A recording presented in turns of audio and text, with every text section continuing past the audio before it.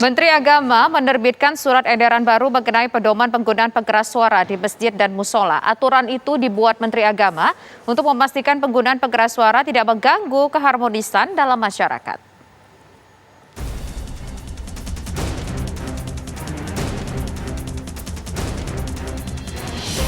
Menteri Agama Yahud Khalil Humas menerbitkan surat edaran yang mengatur penggunaan pengeras suara di masjid dan musola. Aturan ini tertuang dalam Surat Edaran Menteri Agama Nomor SE 05 Tahun 2022 tentang pedoman penggunaan pengeras suara di masjid dan musola. Menurut Menak, pedoman diterbitkan sebagai upaya meningkatkan ketentraman, ketertiban, dan keharmonisan antar warga masyarakat. Sudah ada edaran Dirjen Bimas Islam tahun 78 ya. Jadi ini meningkatkan levelnya, diangkat menjadi surat edaran Menteri Agama dalam rangka untuk menciptakan ketenangan, kenyamanan dalam kehidupan bersama dan juga tentu kedamaian di antara kita yang sangat multikultural. Nah, tentu diharapkan surat edaran ini nanti berfungsi instrumental untuk mengatur penggunaan pengeras suara di musola dan di masjid ya. Jadi seperti kita ketahui bahwa latar belakang masyarakat kita kan sangat berbeda-beda ya. Ada yang beragama Islam, ada yang tidak beragama Islam. Ada yang membutuhkan suara itu, ada juga yang tidak membutuhkan. Oleh karena itu supaya tidak saling mengganggu, maka diaturlah penggunaan suara atau pengeras suara di masjid dan musola, baik suara luar maupun suara dalam. Nah, misalnya diatur, misalnya menjelang sholat subuh ya, masuknya sholat subuh, 10 menit sebelum azan dikumandangkan itu bisa dikeluarkan suara bacaan-bacaan Al-Quran atau tarhim, ya sholawat begitu, itu bisa, tapi jangan terlalu lama, maksimal 10 menit sebelum azan dikumandangkan. Kemenak mengimbau masyarakat untuk memahami bahwa surat edaran tersebut dibuat untuk ketentraman dan kenyamanan bersama. Kemenak terus melakukan sosialisasi mengenai pedoman penggunaan pengeras suara di masjid dan musola dengan menempel surat edaran tersebut di masjid-masjid. Dari Jakarta, Rizky Darmansyah, Ahmad Samsudin, TV One mengabarkan.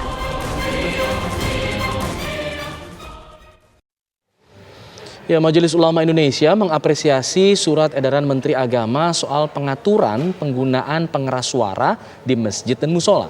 Ketua Bidang Fatwa MUI Asrorun Niam berharap aturan itu dapat diterapkan secara proporsional dan melihat aspek kearifan lokal.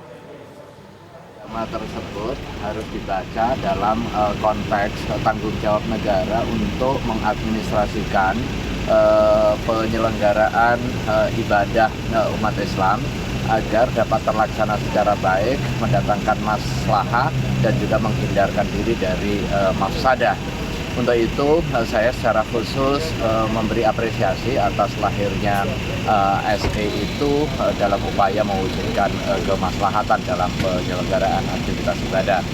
Akan tetapi aturan itu harus didudukkan secara proporsional karena realitas masyarakat kita adalah beragam.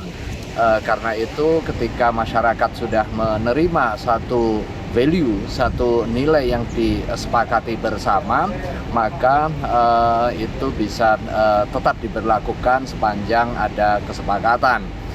Karena itu pemberlakuan SE ini harus proporsional dan juga profesional, memperhatikan aspek kearifan lokal serta tidak digeneralisir.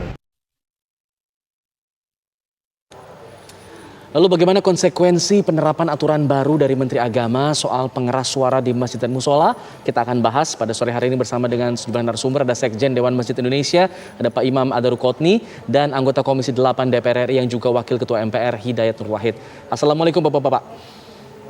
Waalaikumsalam warahmatullahi wabarakatuh. Saya ingin ke Pak Imam dulu selaku dari perwakilan Dewan Masjid Indonesia. Pak Imam tentunya sudah mendengar mengenai surat edaran ini. Nah, pertanyaannya kemudian apakah memang selama ini ada masjid-masjid yang menggunakan pengeras suaranya di luar dari pedoman yang ada saat ini atau bagaimana sebenarnya? Sebenarnya selama ini tidak ada pedoman dalam arti yang betul-betul bisa dijalankan oleh masyarakat. Sehingga Pak JK sebenarnya jauh sebelum keluarnya SE ini telah juga sounding ke berbagai wilayah, juga di masjid-masjid dalam kesempatan melantik pimpinan wilayah Dewan Masjid Indonesia. Jadi kontennya ada di SE ini karena sebelumnya juga dikomunikasikan Pak JK juga ke Kemenak dan juga ke MUI khususnya langsung juga bertemu dengan Pak Kiai Miftahul Akhyar Ketua Umum MUI. Ini boleh dikatakan 100% sebenarnya termasuk sumbangan pemikiran Pak JK dalam konteks ini yang diakomodasi mengenai khususnya waktu. Hanya saja yang Pak JK tinjau ini mengenai alasan keluarnya atau SE ini ya untuk ketentraman, juga harmoni dan juga misalnya ketentraman dan ini harmoni ya. Iya. Ada beberapa aspek tadi itu. Pak JK melihat bahwa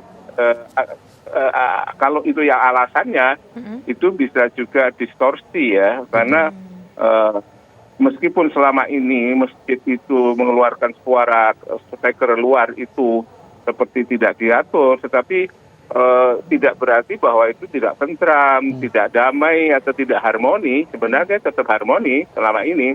Hanya Pak JK memikirkan aspek persatuan agama perlu dan kemudian juga ada ruang dan waktu untuk masyarakat merenungkan waktu dan kehidupannya itu kesatuan, makna kesatuan itu di situ. Baik. Tapi kalau terus intensitasnya bunyi dan kemudian masuk dalam audio yang diberikan Allah kepada kita, telinga kita itu ganti intinya atau terlalu intens, dikelilingi oleh masjid di Jakarta ini ya dengan populasi masjid sekitar 4.000.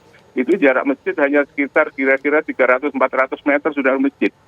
Kami di DMI itu sekitar itu ada 4 masjid yang suaranya juga bareng berbeda-beda. Jadi esensinya itu pada dasarnya Pak JK menyambut baik, DMI juga menyambut baik.